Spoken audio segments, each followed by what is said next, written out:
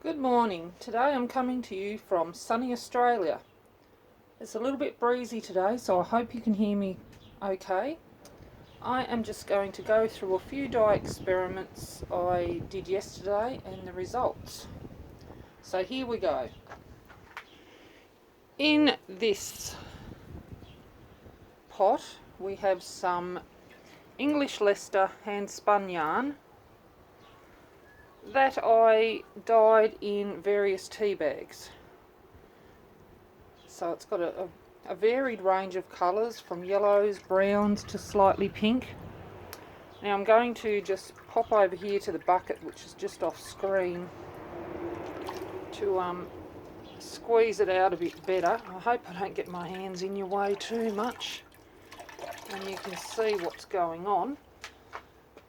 So I first dyed a skein of yarn using the space method with the tea bags, and that was where I popped the yarn in the water and just sat the tea bags in and around to give it different colours and tones from the various tea bags.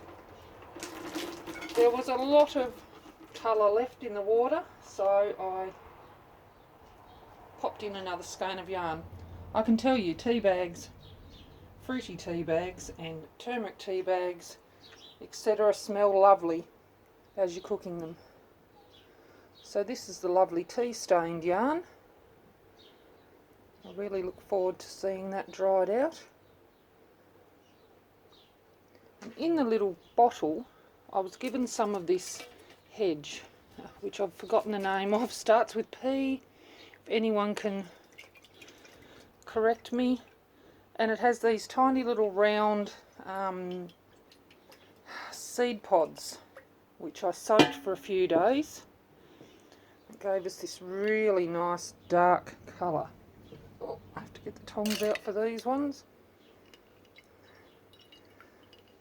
In which I threw a few, because there wasn't a great deal of dye material, I just popped a few small skeins of, it's either English Leicester or Corriedale. Now the funny thing with this, it leaves a sticky residue which I hope washes out, but we'll see how we go. There's only a few scraps I rolled up. In this pot I was given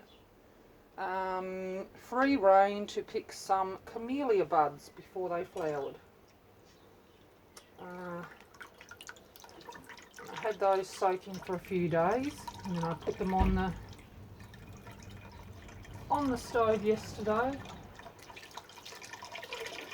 and it was a nice pinkish coloured liquid. Doesn't seem as though it's taken up a whole lot of colour, although this English Leicester was white, so it has some very, very light beige tones. Now the real surprise was the last skein, and that I used some St John's wort that I foraged.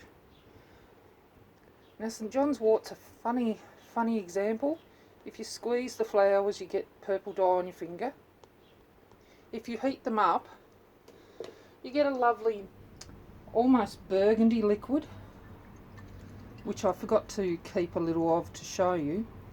You can sort of see it in this little jar where I added a bit of boiling water to the liquid. But once you add the wool, strange things happen. It turns fluorescent yellow, which was a real surprise. Now I did test a little bit in bicarb and iron water modifiers, and that changes the colour. So I'm going to dip two ends of this skein into the tubs I have here of iron water and bicarb and see what happens. It seems as though the bicarb is making the fluoro yellow even more fluoro. The iron water doesn't seem to be doing a lot. But we'll have a look in a couple of seconds. So yes, it's very interesting. I will have to experiment with the St John's wort a little more. I didn't use a mordant for these. I had them in a pot that I'd used for alum mordant previously, so I'd only had a little touch left. I'm waiting on some to come in the mail. So I will have to try it with a few different mordants, just to see how we go. I'm going to just pull this out of here to see if we can notice any difference. Oh, now I'm spilling iron water everywhere. Not clever, but never mind. I'm outside. So I think we can see a bit of a difference. It's actually turned even more fluoro yellow. So I might leave those in there for a little while longer. If you'd like to see the end results, I will post photos on Facebook on my page Hawthorn Grove, and also on Instagram where I'm Hawthorn Grove 71. If you'd like to see more of these videos, please like or comment and even subscribe to my channel.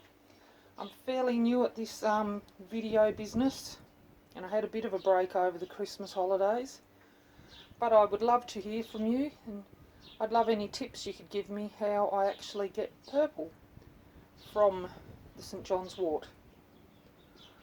Okay, well, thank you for listening, and I hope you're all well, and I will talk to you again sometime soon. Bye for now.